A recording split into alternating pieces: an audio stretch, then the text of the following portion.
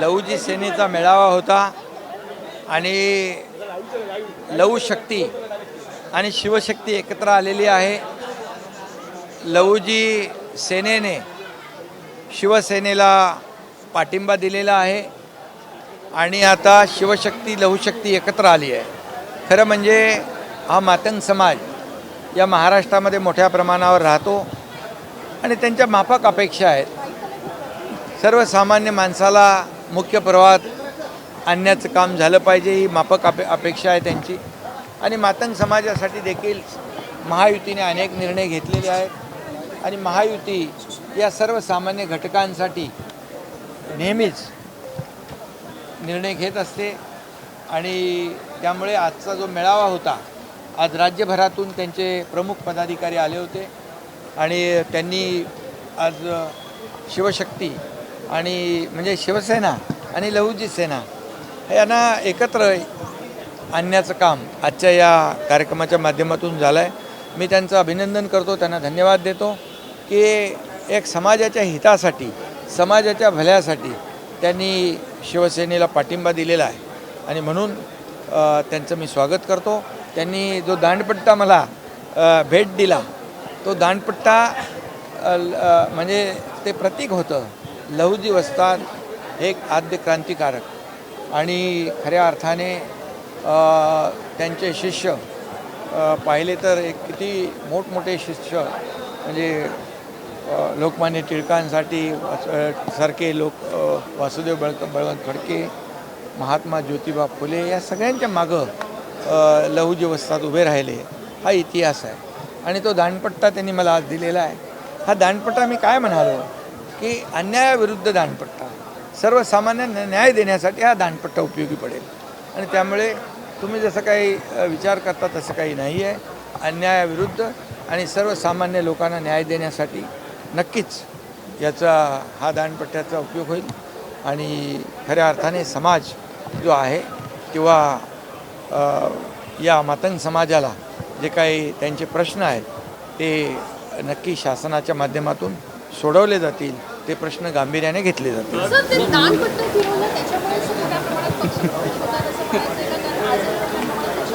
Incoming जोरदार सुरू आहे सर. इनकमिंग शिवसेनेत हा खरं म्हणजे विश्वास आहे. खऱ्या अर्थाने दिलेला शब्द पाळणारी शिवसेना, हा जो काही विश्वास लोकांच्या मनामध्ये निर्माण झालेला आहे त्याचं हे प्रतीक आहे. त्यामुळे त्या मातंग समाजाचे आपले संस्थापक अध्यक्ष कसबे त्यांनी देखील, विष्णुभाऊ कसबे यांनी देखील सांगितलं की त्यावेळेस महाविकास आघाडीचं सरकार जे सर्वसामान्यांना न्याय देत नव्हतं, त्यामुळे ते घरी बसलं पाहिजे, घरी बसावं अशी त्यांची इच्छा होती. पण ते 2019ला झाली नाही पूर्ण. पण त्यांची इच्छा 2022ला बाळासाहेबांचे विचार पुढे नेऊन या एकनाथ शिंदेने पूर्ण केली, असं मी भाषणात म्हणाले. आणि त्यामुळे या सर्व लोकांना, मातंग समाजाला न्याय देण्याचं काम, मुख्य प्रवाहात आणण्याचं काम नक्की शिवसेना आणि आमचं सरकार करेल.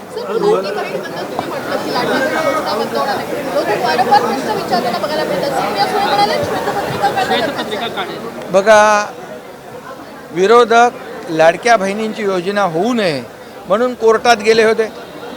कोर्टाने त्यांना चपराक हाणली आणि लाडक्या बहिणींनी पण त्यांना 232 नंबरचा जोडा दाखवला.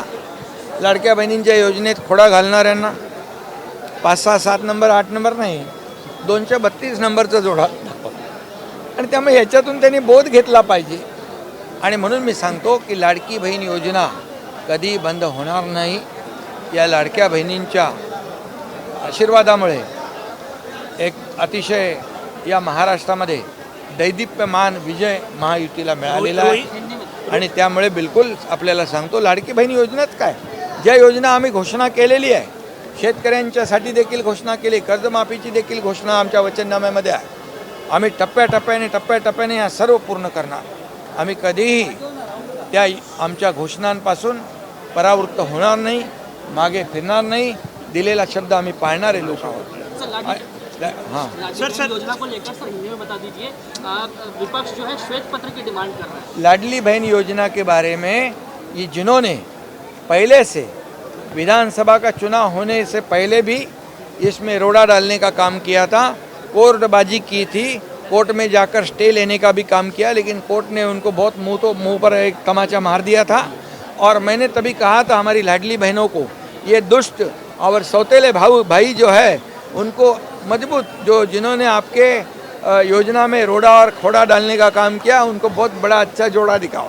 तो मैं ये कहूँगा कि लाडली बहनों ने बराबर सुना और 6, 7, 8 नंबर का जोड़ा नहीं, 232 नंबर का जोड़ा बराबर दिखाया और महायुति के 232 विधायक चुन कर आए। इसलिए हमें श्वेत पत्रिका वगैरह ये तो सब देखिए विपक्ष का आरोप करना काम है, लेकिन हमारा काम है आरोप को काम से उत्तर देना, विकास के माध्यम से उत्तर देना और लोकाभिमुख कल्याणकारी योजनाओं के माध्यम से उत्तर देना, ये हमारा काम है।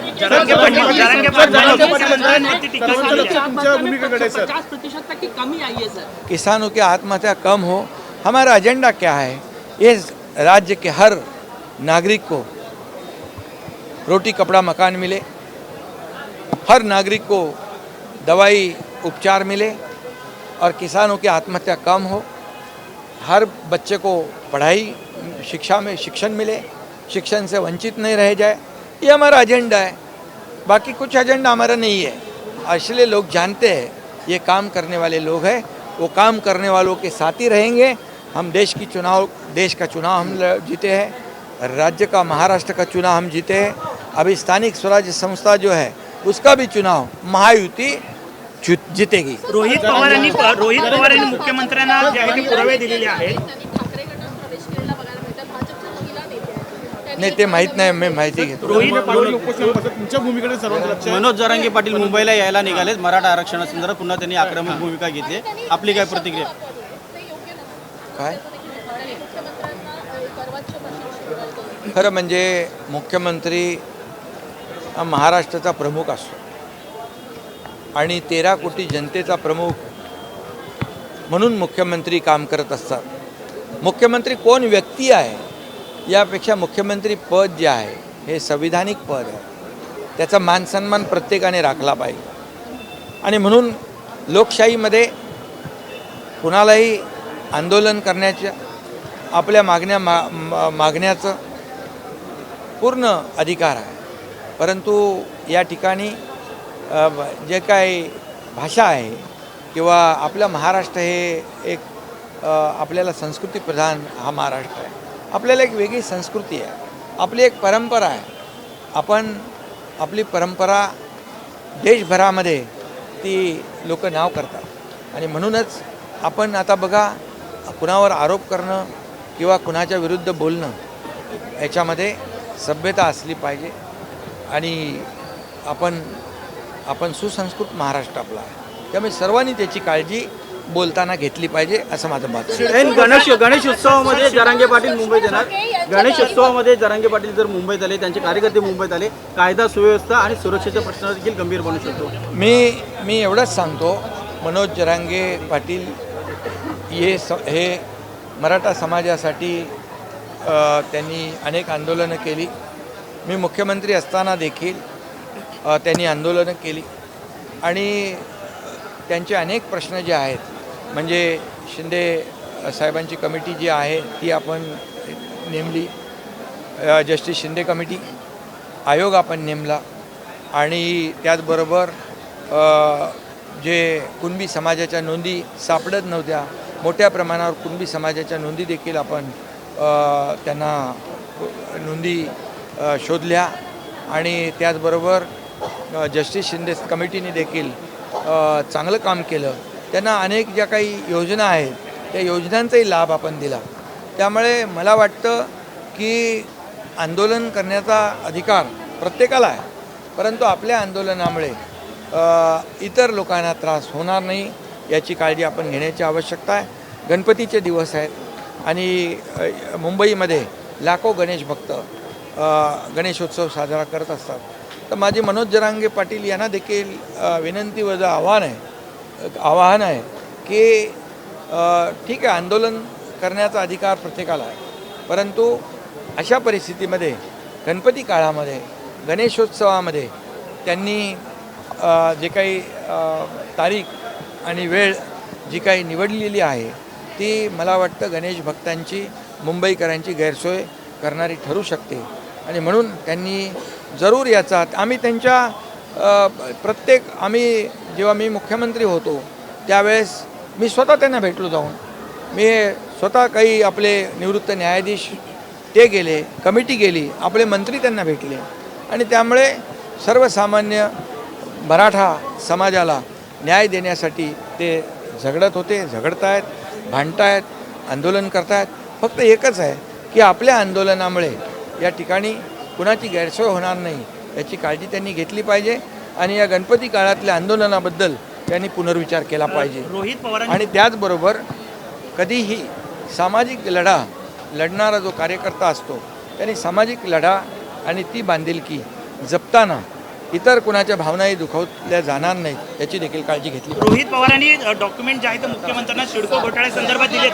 सर एबीपी माझा, उघडा डोळे बघा नीट.